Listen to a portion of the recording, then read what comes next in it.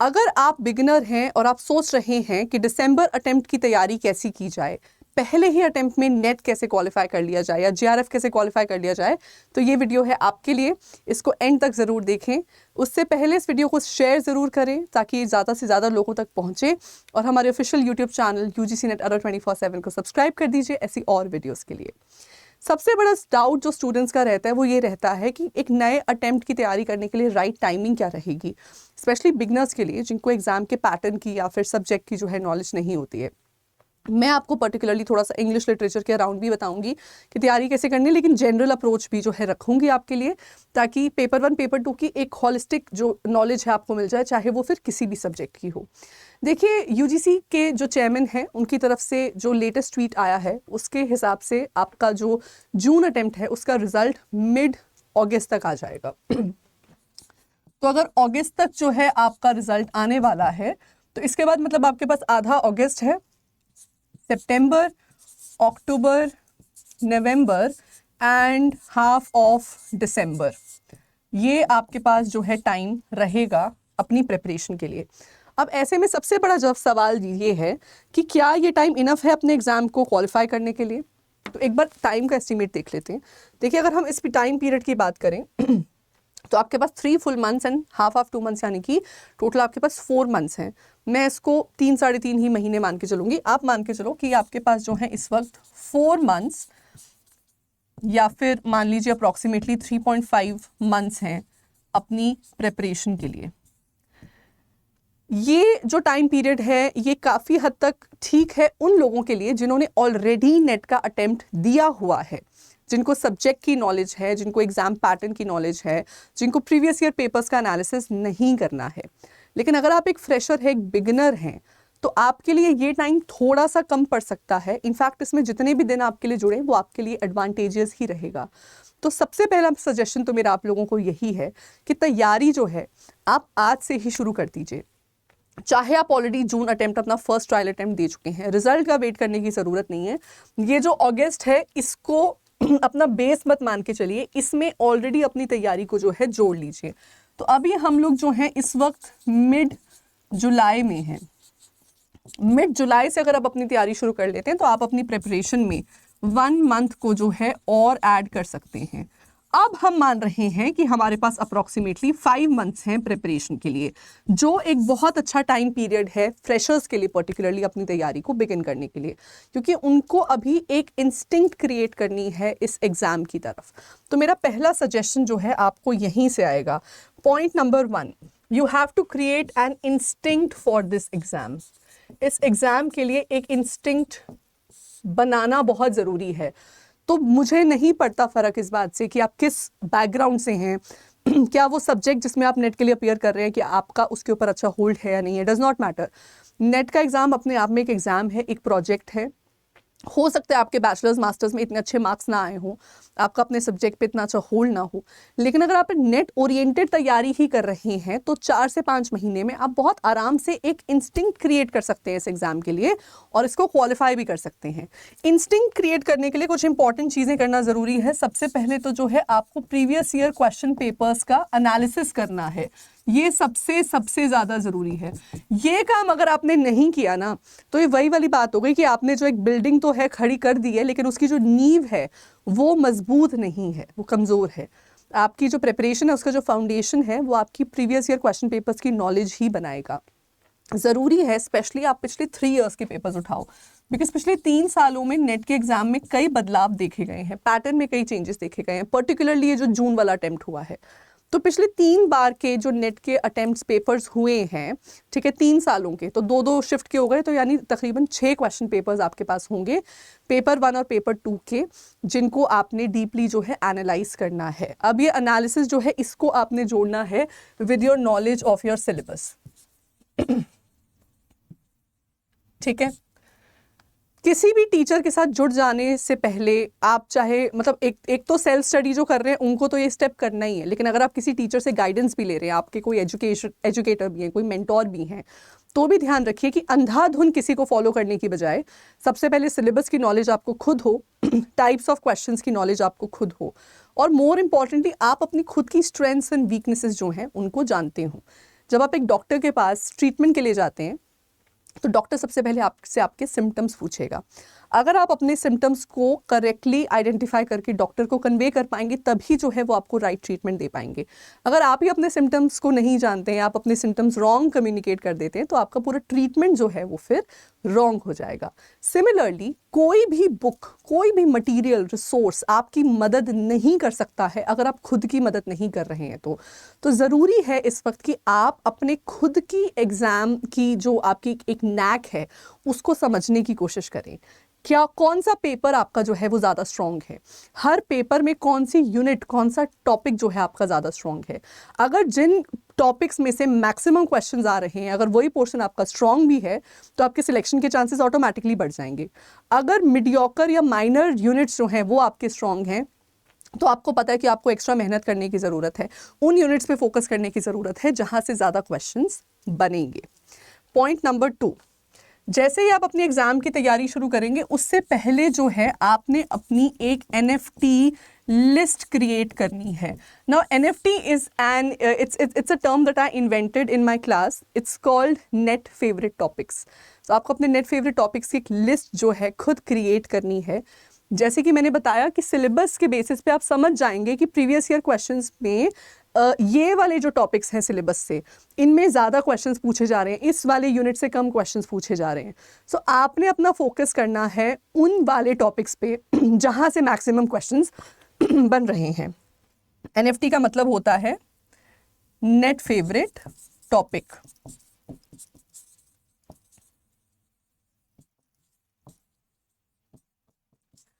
कहने वाले तो ये कहते हैं कि UGC ने अपने सिलेबस को बहुत ही एम्बिगुअसली डिज़ाइन किया है, बिल्कुल भी डिस्क्रिप्टिव नहीं है सिलेबस, बहुत ही अनडिफाइंड है।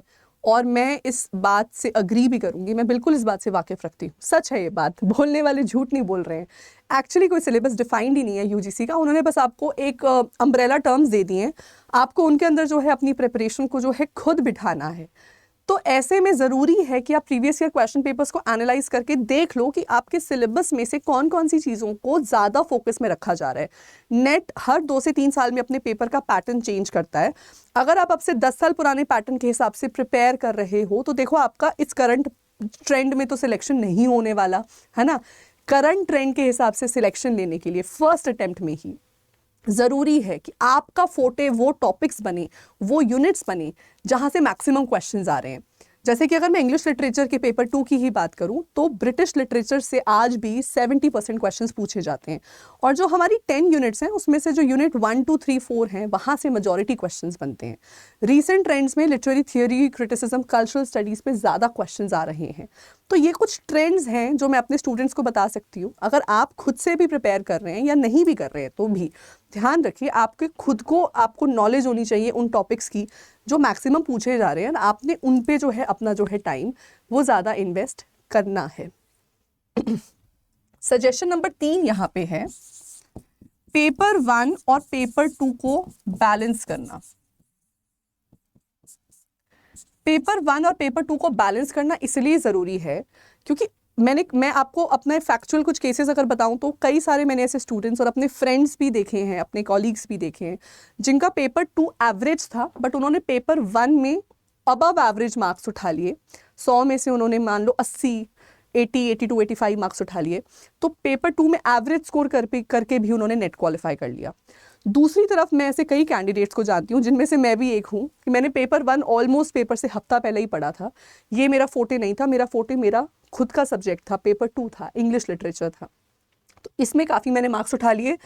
अबव एवरेज मार्क्स पेपर 2 में उठा के पेपर 1 सॉर्ट ऑफ जो है उसकी वैल्यू मेरे लिए कम हो गई और मैंने जो है फिर भी मेरिट में आके अपने एग्जाम को क्लियर किया। I am so sorry for the bad throat. लेकिन एक बात मान के चलना कि अगर आप एक फ्रेशर हैं तो ये बात तो आपने देखनी ही देखनी है कि आपका पेपर 1 स्ट्रॉन्ग है या पेपर 2 स्ट्रॉन्ग है। लेकिन एक फ्रेशर के तौर पे कभी भी अपना फेवरेट चूज़ करने की कोशिश मत करना। हमेशा ध्यान रखना कि पेपर 1 पेपर 2 दोनों को बैलेंस्ड अप्रोच से आप कवर करें। बिकॉज कभी कभी क्या होता है कि पेपर 2 पे मान लो आप अपनी सारी बेट्स प्ले कर रहे हो, लेकिन पेपर 2 में कोई सडन चेंज ऑफ पैटर्न आ जाता है, ऐसे में पेपर 1 आपको बचा लेगा। सिमिलरली अगर पेपर 1 आपका स्ट्रांग नहीं है लेकिन आपने प्रिपेयर उसको अच्छे से किया है, तो फिर भी कभी कभी ऐसा होता है कि पेपर 1 का पैटर्न चेंज हो गया, लेकिन पेपर 2 में भी आपने क्योंकि अच्छे मार्क्स स्कोर कर लिए थे, आप स्टिल मेरिट में आ जाएंगे। सो ये दोनों की जुगलबंदी है। आपका जो टोटल जो रिजल्ट आने वाला है वो इसके 100 मार्क्स और इसके 200 मार्क्स में से आने वाला है। ये सच है कि पेपर 2 की वेटेज ज़्यादा है, ठीक है, लेकिन ये भी बात सच है कि आपका रिजल्ट जो है वो इन टोटल 300 मार्क्स में से पूछा जाएगा। कहीं पे भी सेपरेट कट ऑफ्स नहीं आएंगी पेपर 1 पेपर 2 की। तो अगर आपको मान लो 100 में 300 में से 180 आपकी कट ऑफ बनती है, तो वो 180 में से इसमें से भी 80 आ सकते हैं, इसमें से भी 100 आ सकते हैं, इसमें से 100 आ सकते हैं, इसमें से 80 आ सकते हैं, वो कोई आपसे नहीं पूछेगा। और नेट आप सिर्फ एक पेपर के सहारे फिर भी क्वालिफाई कर सकते हो। जेआरएफ जो है, याद रखना, जेआरएफ हमेशा दोनों पेपर में बहुत अच्छा स्कोर करके होता है। इसलिए ध्यान रखिए इस बात का कि दोनों पेपर में जो है जुगलबंदी आपने बना के रखनी है। आपको अपनी स्ट्रेंथ्स और वीकनेसेस का नॉलेज हो, लेकिन स्पेशली अगर आप एक बिगिनर हैं, आप एक फ्रेशर हैं, तो कभी भी ना किसी पेपर को ज़्यादा या किसी पेपर को कम टाइम देने की ज़रूरत नहीं है। ऐसे में एक छोटा सा सजेशन मैं आपको दे सकती हूँ। वो सजेशन आप ये ले सकते हैं, अगर आपको फिर भी लग रहा है आप रेशो कैसे डिवाइड करें अपने सिलेबस का, ऐसे में आप ये कर सकते हैं कि आप रेशो जो है 1 to 2 आवर्स का रख सकते हैं। जहां अगर आप 1 घंटा पेपर 1 को दे रहे हो तो आप 2 घंटा पेपर 2 को दो। अगर आप 2 घंटा पेपर 1 को दे रहे हो तो आप 4 घंटा जो है पेपर 2 को दो। आपने जो रेशो है अपना, अगर आप 1.5 घंटा पेपर 1 को दे रहे हो तो आप 2 से 3 घंटा, 3 घंटा पेपर 2 को दो। तो रेशो अगर आप 1 to 2 रखोगे तो मेरे हिसाब से एक सफिशिएंट और अच्छा तरीका है अपनी प्रिपरेशन को जो है कैरी फॉरवर्ड करने का। Suggestion number 4, watch topper interviews.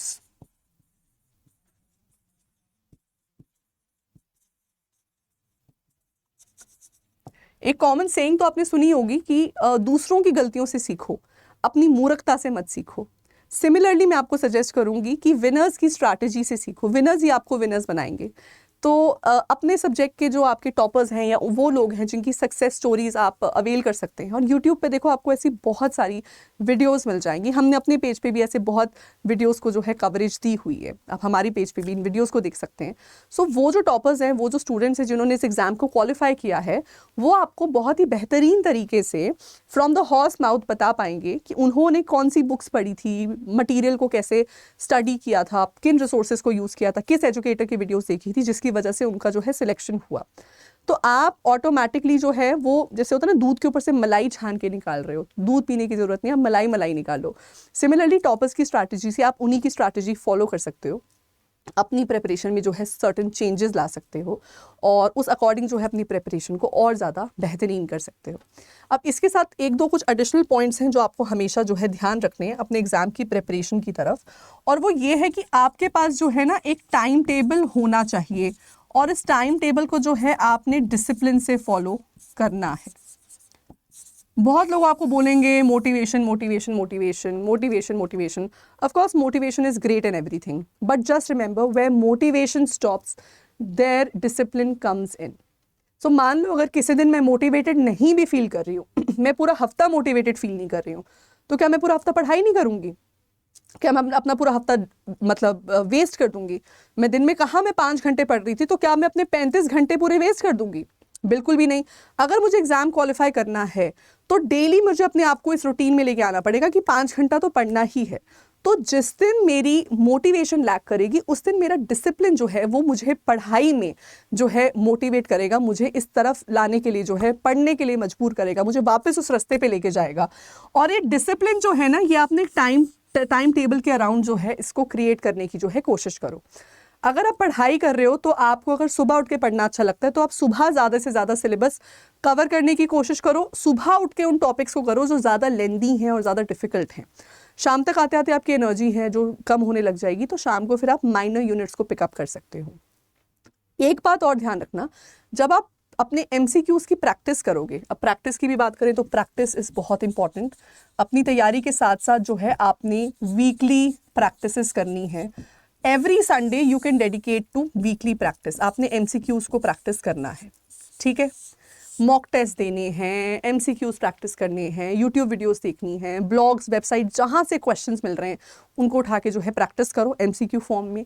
ठीक है। वीकली प्रैक्टिसेस की आदत पहले से ही बना लीजिए, बिकॉज सिलेबस इतना सारा है ना कि आप सिलेबस भूलते चले जाओगे। जो आज आपने किया ना, कल आप उसका 50% रिटेन करोगे, 2 दिन बाद आप उसका 70% रिटेन, 2 दिन बाद आप उसका 30% रिटेन करोगे, 4 दिन बाद शायद आप उसका 10% रिटेन कर रहे होगे। तो अगर आपने वीकली या डेली अपनी रिविजन्स का एक शेड्यूल बनाया हुआ है और आप साथ साथ क्वेश्चंस प्रैक्टिस करते जा रहे हो, तो आप अपनी नॉलेज को बहुत ही बेहतर तरीके से जो है एक्सरसाइज में पुट करोगे, जिससे आपका ब्रेन एक्टिव रहेगा, उस इन्फॉर्मेशन को for a longer span of time जो है रिटेन कर पाएगा। क्योंकि हम मान के चल रहे हैं कि हम 4 से 5 महीने की तैयारी का टाइम टेबल बना रहे हैं, तो वो जो टाइम टेबल है उसमें आपको डेली से वीकली से मंथली प्रैक्टिस सेशंस ज़रूर डालने हैं। इसको गांठ बांध के रख लीजिए और हमेशा याद रखिए, रिसोर्सेज लिमिटेड रखिए। टॉपर्स की वीडियोस से देखिए, या फिर फेमस एजुकेटर्स जिनसे पढ़ के बच्चों के सिलेक्शंस होते हैं उनकी वीडियोस देखिए वो कौन सा रिसोर्स रेकमेंड कर रहे हैं। वो एक रिसोर्स पकड़ लो और उसको अपनी होली बाइबल, होली गीता, होली कुरान जो बनाना है उसको बना के पढ़ो, उसको घोल के पी जाओ। 100 सोर्सेज को एक बार करने से बेहतर है एक सोर्स को 10-10 बार करो।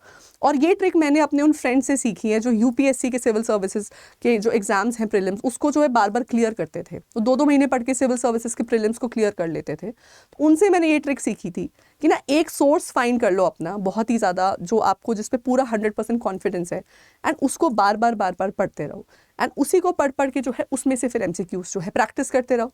जो नॉलेज आपसे आपके सोर्स में मिस हो गई होगी, हो सकता है वो आपको एमसीक्यूज में कहीं ना कहीं से मिल जाए। वीकली प्रैक्टिस जब आप करोगे तो ध्यान रखना, एमसीक्यूज की प्रैक्टिस करना उस टाइम पीरियड में जिस टाइम में नेट का एग्जाम कंडक्ट होता है। और ये मेरा लास्ट सजेशन है आपको, बड़ा कमाल का सजेशन है, मैंने अपने कोलीग से बोरो किया है।